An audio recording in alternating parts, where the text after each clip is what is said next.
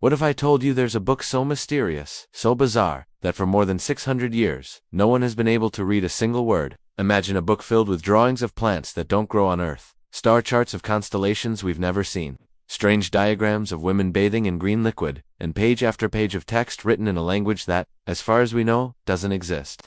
This isn't a prop from a fantasy movie. This is the Voynich Manuscript, the most indecipherable book in human history. It's a puzzle that has survived empires, outsmarted the world's greatest minds, and continues to haunt us from the depths of the Middle Ages. Our modern encounter with this enigma begins in 1912. A rare book dealer named Wilfred Voynich is exploring the dusty archives of an Italian monastery when he stumbles upon it. He opens the cover to find page after page of weathered parchment, covered in elegant flowing script and hundreds of hand-drawn illustrations. He sees plants with impossible flowers, zodiac signs with extra stars, and baffling networks of tubes and vessels connecting human figures. Voynich instantly recognized this was no ordinary medieval text. He was holding a challenge, a secret message locked away for centuries, waiting for someone to find the key. The manuscript itself is about 240 pages long, though some pages are believed to be missing. It's organized into what appear to be distinct sections. First, there's the botanical section, filled with detailed drawings of over 100 different plants. The problem: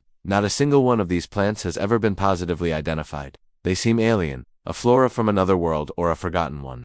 Then you have the astronomical and astrological sections, with circular diagrams of the sun, the moon, and stars arranged in unfamiliar patterns. Some look like zodiac signs, but they don't quite match any known system, ancient or modern. Perhaps the most talked about part is the biological section. It contains drawings of small, naked female figures, often with swollen abdomens, bathing in pools or elaborate tubs connected by a network of pipes and tubes. What are these strange contraptions? Are they illustrating medical procedures, alchemical processes, or some kind of forgotten ritual? No one knows. Following that is the pharmacological section, showing isolated plant parts like roots and leaves next to what look like apothecary jars. This suggests recipes, perhaps for medicines or potions. But without being able to read the text, the ingredients and instructions are completely lost. Finally, there's a section with long, dense paragraphs of text, broken up by star-like markers in the margins. It looks like a collection of recipes or secrets, but recipes for what?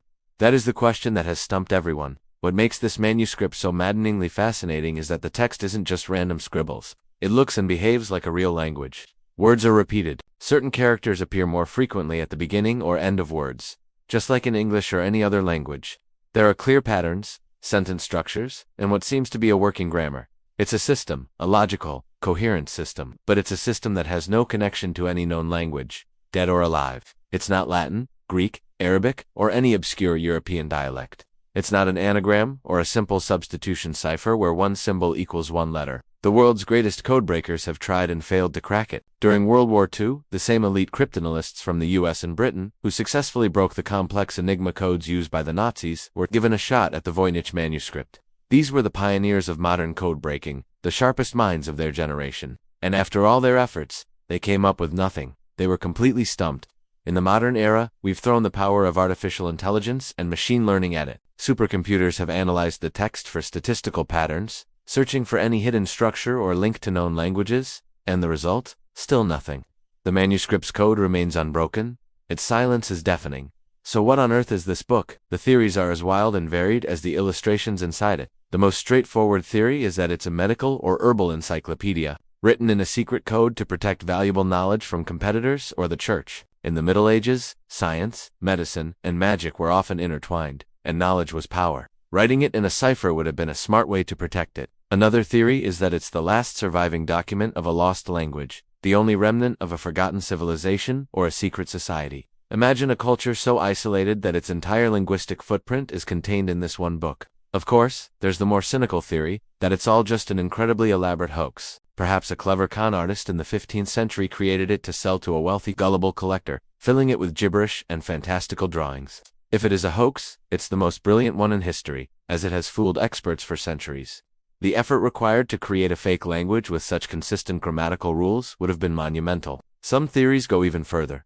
Could it be a message from another world? A text left behind by extraterrestrial visitors? While it sounds like science fiction, the strange unearthly plants and stars make you wonder. Or, perhaps it's the ultimate cryptographic experiment, created by a misunderstood genius centuries ahead of their time, testing the limits of ciphers long before computers were even a dream. Thanks to carbon dating, we know the parchment and ink were created sometime between 1404 and 1438. This places the book firmly in the early Renaissance, a time of immense intellectual and artistic awakening, but also a time of superstition and persecution. This raises another burning question. Who could have created this? Who, in the 15th century, possessed the knowledge to craft such a complex puzzle?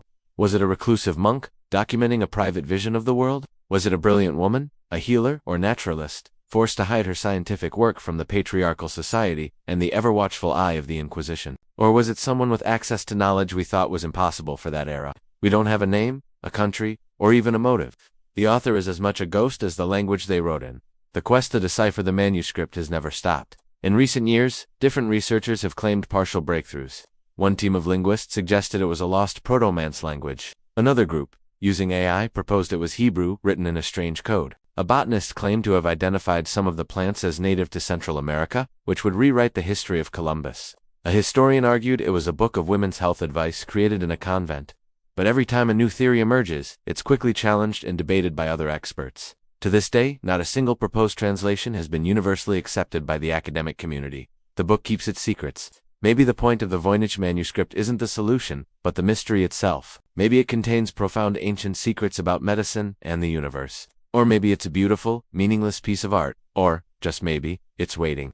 Waiting for a particular kind of mind, a perspective that hasn't been born yet, to finally unlock its message. One thing feels certain. The creator of this book wanted its contents to be understood, but only by the right person, at the right time.